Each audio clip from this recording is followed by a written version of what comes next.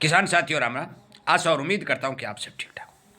साथियों, आज मैं आपको एक अहम विषय के ऊपर प्रकाश डालने के लिए वीडियो बनाकर पहुंचा रहा हूं। क्यों पहुंचा रहा हूं कि आपको सावधान किया जा सके, आपको सचेत किया जा सके, आपको इन बातों के बारे में बता दिया जा सके। आज मौके के ऊपर जो स्कैम चल रहा है, जो सरकारें प्रचार कर रही हैं कि ऑर्गेनिक खाओ, ऑर्गेनिक बनाओ, ये सब बातें सरकार द्वारा बताई जा रही है, विशेषज्ञों डॉक्टरों द्वारा बताई जा रही हैं। ऑर्गेनिक और जैविक खेती की ट्रेनिंग भी दी जा रही है। परंतु मैं आपको बता देना चाहता हूं कि आपको इस बारे पता होना चाहिए कि ऑर्गेनिक क्या होता है और रासायनिक क्या होता है। इस बारे आपको यदि पता होगा तो आप किसी प्रकार के भ्रम जाल में नहीं फंसेंगे और आपको इस बारे एक ऐसा रूप रंग दिखा करके बहलाया फसलाया जा रहा है कि आप ये समझते हैं कि ऑर्गेनिक एक बहुत बड़ी उपलब्धि है। साथियों, ये बातें गौर करने वाली हैं और मैं इसी तरह से किसान को जागरूक और सावधान करने के लिए लगातार वीडियो अपलोड कर रहा हूं। यदि इस बारे आप चाहते हैं आपको इसी तरह की जानकारी मिले तो इस चैनल को सब्सक्राइब करके इसके साथ जुड़ जाइए ताकि आपको इन बातों का पता चले। अनेक किसानों तक शेयर भी करिए। साथियों, मैं बता देना चाहता हूं कि जितनी भी हमारी यूनिवर्सिटियां हैं, आप गेहूं का उदाहरण ले लीजिए। बस आप गेहूं की बिजाई चल रही है, गेहूं का उदाहरण ले लीजिए।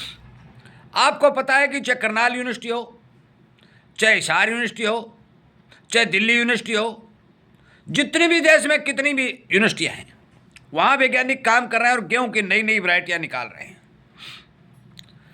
वो वैरायटी जो गेहूं की निकालते हैं उनमें सारे के सारे पोषक तत्व मौजूद होते हैं, किसी में कोई कमी नहीं होती। एक आधा कोई पॉइंट का % ऊंचा नीचा हो वो अलग बात है, बीज सारे के सारे टॉप क्लास होते हैं। ये सच्चाई है। तो फिर ऑर्गेनिक और रासायनिक क्यों बोला जाता है? साथियों, एक जैविक खेती के बारे में जो कहा जाता है, मैं बता दूं कि जैविक सारी खेती जैविक होती है। बिना जीवों के कोई खेती नहीं होती। राख जो हमारी चूल्हे की राख होती है लकड़ी जलने के बाद, उसके अंदर कोई जीवाणु पैदा नहीं होता और उसके अंदर जीवाणु पैदा नहीं होता तो उसके अंदर पौधा भी नहीं उगता। आप चाहे किसी भी खेत के अंदर कोई भी खेती करें, जीवाणुओं द्वारा खेती होगी और जीव का और अन्न का एक बहुत बड़ा नाता है। जीव का और पौधे का एक बहुत बड़ा नाता है। धरती के अंदर हजारों अरबों प्रकार के जीव होते हैं। वो पौधे के लिए खुराक तैयार करते हैं और पौधा बढ़वार लेता है और पौधा अन्न तैयार करता है और वो इंसान खाता है, इंसान बढ़वार लेता है। इसी तरह से ये चक्कर चलता रहता है।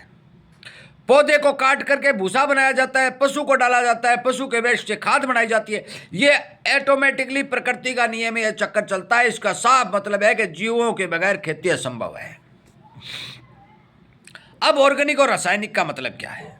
साथियों, ऑर्गेनिक का नाम ये लोग उसको दे रहे हैं जिसमें जैविक खाद डाली गई हो और रासायनिक खेती का नाम उसको दे रहे हैं जिसमें रासायनिक खाद डाली गई हो। खेती जैविक है परंतु रासायनिक खाद वाली फसल और ऑर्गेनिक खाद वाली फसल को ऑर्गेनिक बोला जा रहा है।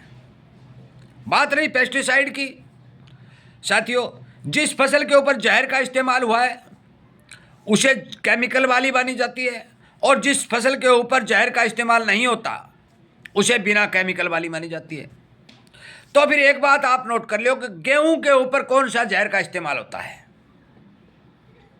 साथियों, गेहूं की बिजाई से लेकर आखिर तक यदि कोई किसान निमाटोड या फंगस को रोकने के लिए बीज उपचारित करता है तो वो जहर से बीज उपचारित नहीं करता। इसमें ना लट आती है, ना कीड़ा आता है, ना फलाना आता है, ना दिगड़ा आता है।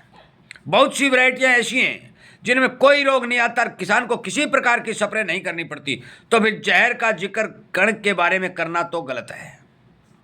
बात रही खाद की।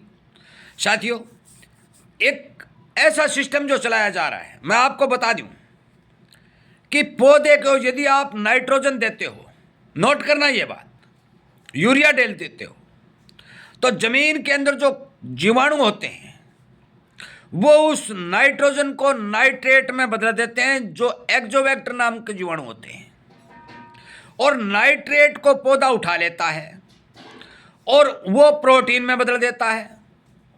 तो मैं आप सबसे और यह बड़े बड़े प्रचारकों से यह पूछना चाहता हूं कि जो हमने रासायनिक दिया उसका डी फॉर्म हो गया, जीवाणुओं ने उसको बदल दिया और बदल के पौधे को मिला, तो फिर उसमें रासायनिक कहां से आ गया?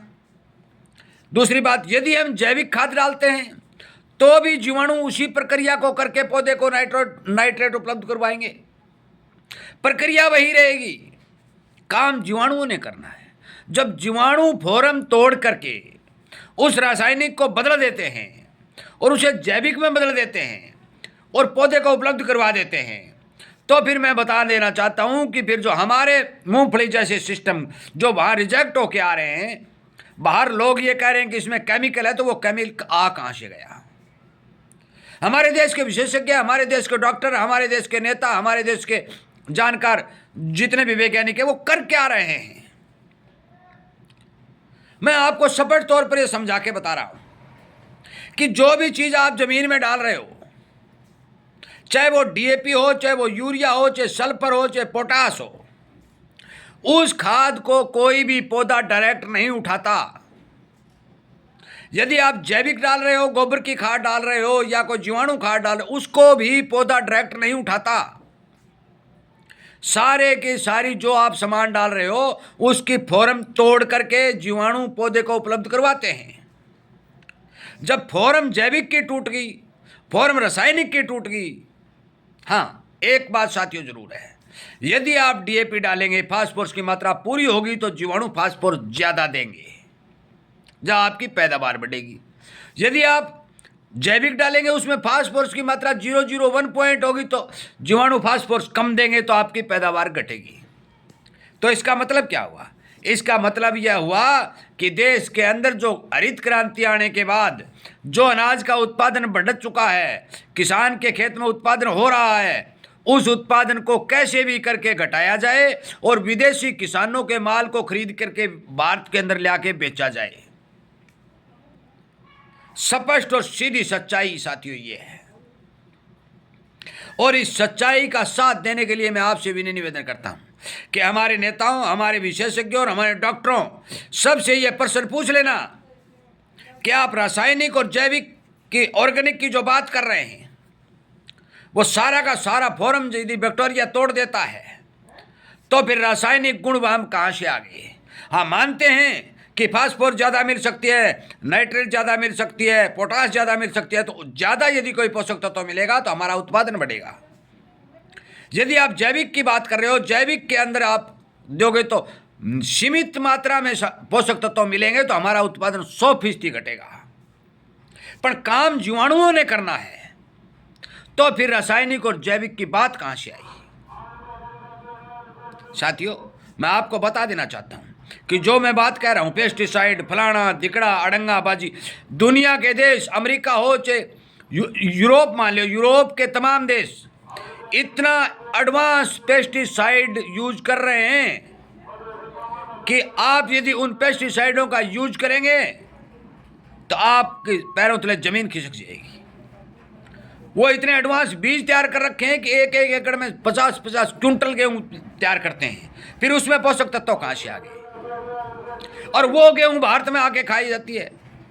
जीएम सोयाबीन की पैदावार जो अमेरिका में है वो इसी तरह केमिकल से फ्रॉड करके तैयार की जाती है और भारी भरकम पैदावार होती है, उसी का सामान भारत के अंदर लाया जाता है और उसे केमिकल मुक्त माना जाता है। और भारत के अंदर वो एडवांस जहर ही नहीं, एडवांस खाद ही नहीं, एडवांस टेक्नोलॉजी नहीं, और इस अनाज को केमिकल माना जाता है।